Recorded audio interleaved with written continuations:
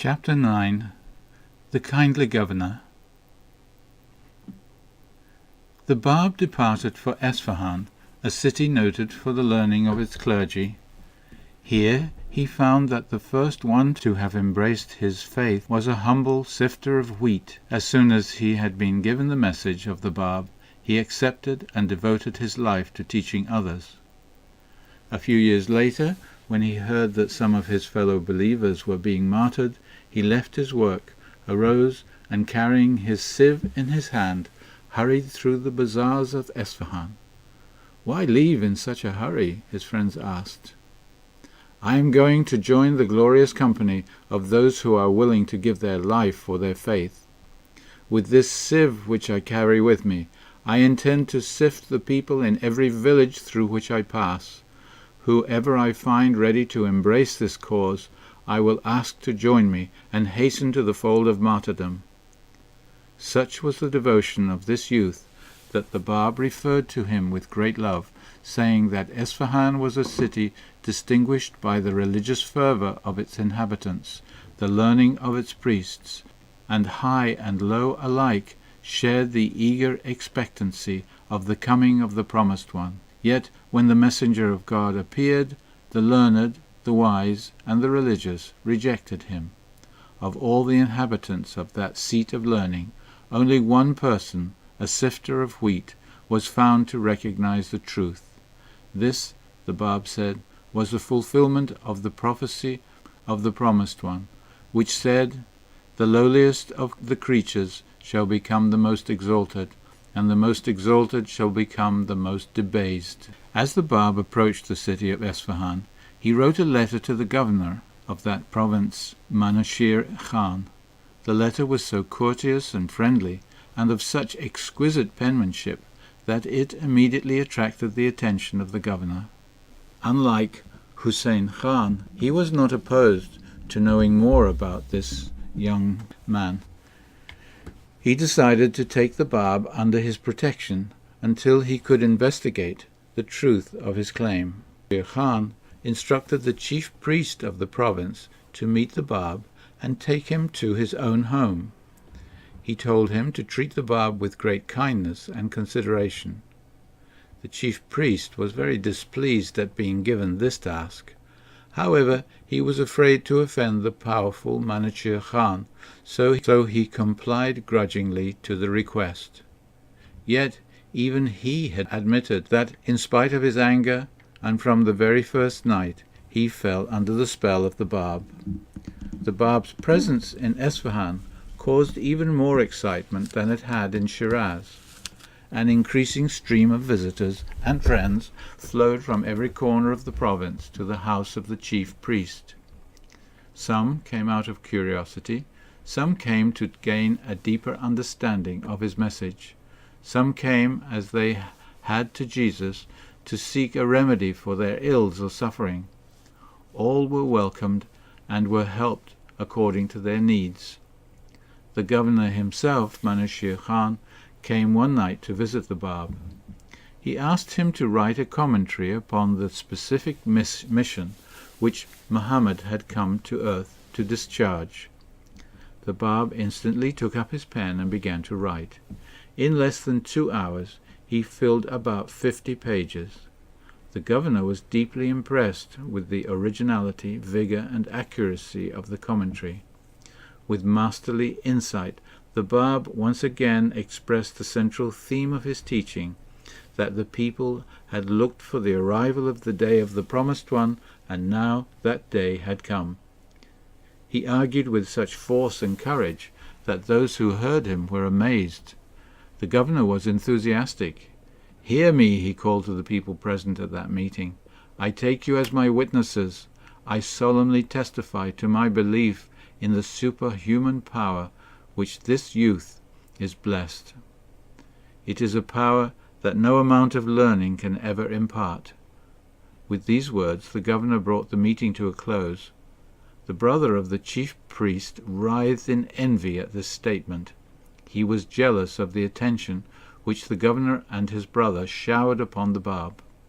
His bitter enmity and savage cruelty to both the followers of the Bab and the followers of the one whom the Bab said would come after him, were to earn him in the future the title of Raksha, the female serpent.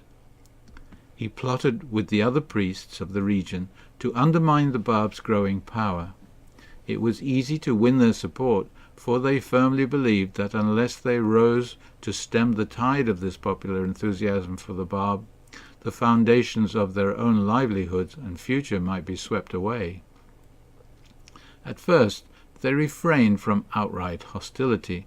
Instead, they began circulating wild rumors and base accusations concerning the teachings of the Bab. They made certain that these false rumors reached the capital at Tehran, and were specially made known to the Prime Minister, Haji Mirza Agassi. The Prime Minister was already fearful that the king might be inclined to befriend the Bab because of Vahid's acceptance of him. He knew that such a friendship between king and the Bab might easily lead to his own downfall. He was even more afraid that the governor of Esfahan, Manasher Khan, might try to arrange an interview between them, as the governor enjoyed the complete confidence of the king. Haji Mirza Agassi knew, therefore, that he must prevent such a meeting. He wrote a strongly worded message of the chief priest at Esfahan and lashed out at him for playing host to the Bab. "We expected you to resist this teaching with all your might," he said. "Instead, you befriend an arch-enemy. You have sheltered and glorified the author of a contemptible and dangerous movement." The Prime Minister wrote to all the other priests of Esfahan as well. Although he had previously ignored them, now he showered his attention and favours upon them. He made lavish promises to them. They knew what he wanted, and by his gifts to them he welded them together against the Bab. The chief priest still was afraid to come out openly against the Bab because of the governor, Manasher Khan. He did, however, take steps to lessen the ever-increasing number of visitors who thronged each day at the door of the Bab. The chief priest's brother secretly encouraged the other priests to attack the Bab directly. He induced them to begin preaching against him from the pulpit.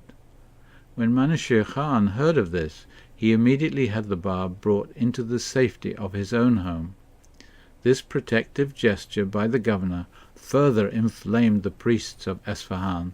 They called for a great gathering of all their numbers.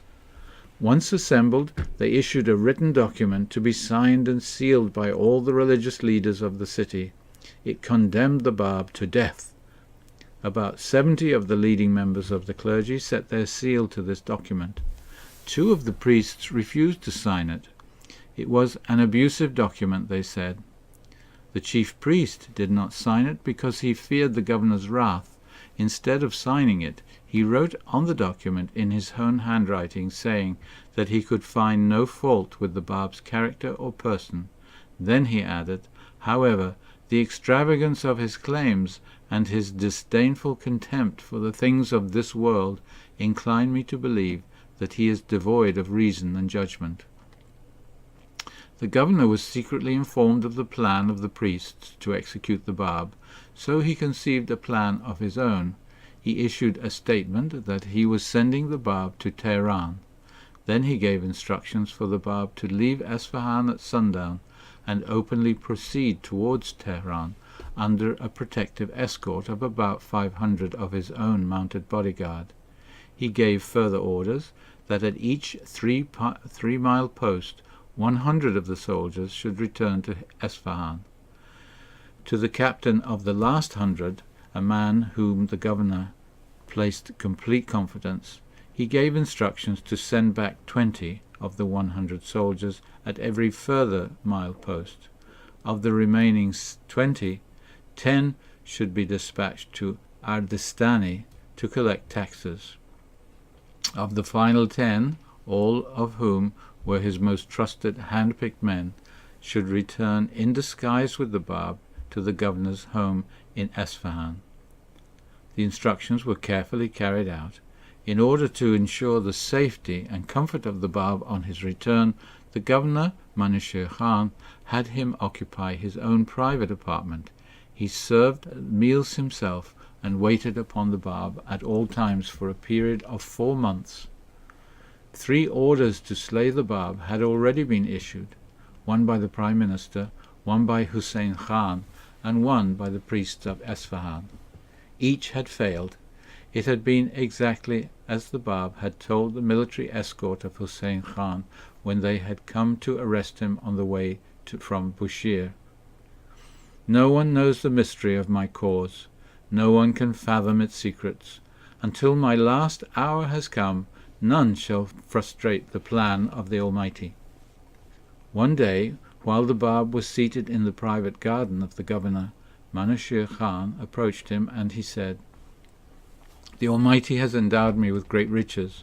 Now that I have recognized the truth of your message, I desire to offer all my possessions to further the interests of this faith." Manushir Khan had a plan already devised.